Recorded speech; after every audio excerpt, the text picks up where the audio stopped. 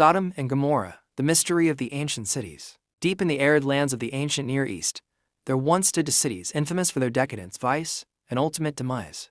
Sodom and Gomorrah, names that have echoed through the millennia, enshrined in the pages of sacred texts, whispered in the annals of history, and debated in the halls of modern academia.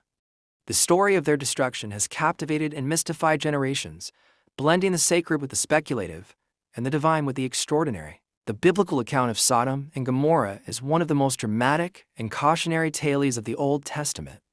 According to the book of Genesis, these two cities were located in the plain of Jordan, a lush and fertile region akin to the garden of the Lord, filled with thriving communities and bustling marketplaces. Yet, despite or perhaps because of their prosperity, the people of Sodom and Gomorrah were said to have turned away from righteousness, embracing instead a life of sin.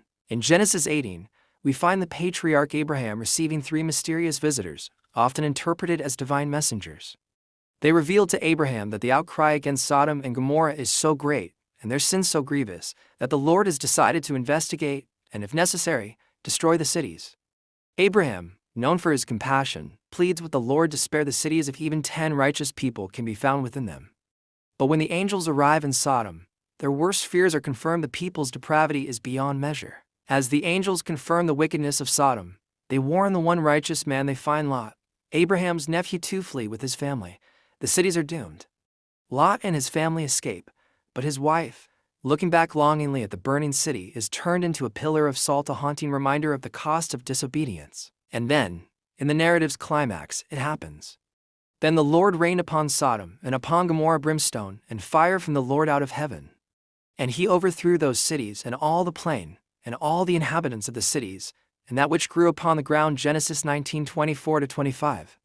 The destruction was total, the cities obliterated in an instant, a divine judgment, or so the story goes. But what really happened to Sodom and Gomorrah?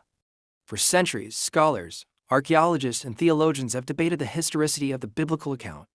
Could there be a grain of truth in this ancient tale? Could the cities have been destroyed not by divine wrath, but by a catastrophic event, an event so terrifying that it was interpreted as the hand of God? In the late 20th and early 21st centuries, archaeological expeditions began uncovering evidence of ancient settlements near the Dead Sea that might be linked to the biblical cities. Sites such as Tal el-Hammam and Bab Edra show signs of sudden, catastrophic destruction around 1700 BCE, an era roughly corresponding to the time of the patriarchs. The ruins exhibit a strange and eerie phenomenon, evidence of intense heat and destruction, beyond what could be explained by conventional warfare or natural disaster. Some researchers propose a radical theory, one that intersects with the realm of the extraordinary. Could Sodom and Gomorrah have been destroyed by something akin to a modern-day weapon of mass destruction? While the idea might seem far-fetched at first, it's worth considering the evidence.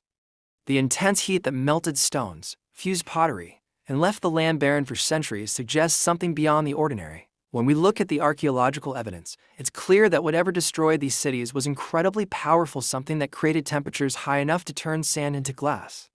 This isn't something you'd see from a typical fire or earthquake. It's more reminiscent of the aftermath of nuclear explosions, like those seen at Hiroshima and Nagasaki. This is where the story takes an even more intriguing turn. Some theorists suggest that the destruction of Sodom and Gomorrah may have been the result of an ancient extraterrestrial encounter. They argue that a highly advanced civilization, possibly from another world, may have intervened using a weapon far beyond the technological capabilities of the time. Could the brimstone and fire that rained down from the sky have been a description of a powerful weapon? The ancient writers, limited by the knowledge and language of their time, might have interpreted such an event as divine punishment. The catastrophic explosion, the obliteration of the cities, and the eerie aftermath could be explained by an encounter with an advanced technology, one that ancient people could only describe as the wrath of God. While these theories remain speculative, they open a fascinating dialogue between the worlds of faith, history, and science. Was the destruction of Sodom and Gomorrah a divine judgment, a natural catastrophe, or the intervention of beings from beyond our world? The truth may be lost to the sands of time, but the story endures, continuing to captivate our imagination, urging us to seek the answers to one of the most enduring mysteries of the ancient world. In the end, Sodom and Gomorrah stand as symbols, whether of divine justice, human folly, or something altogether more mysterious.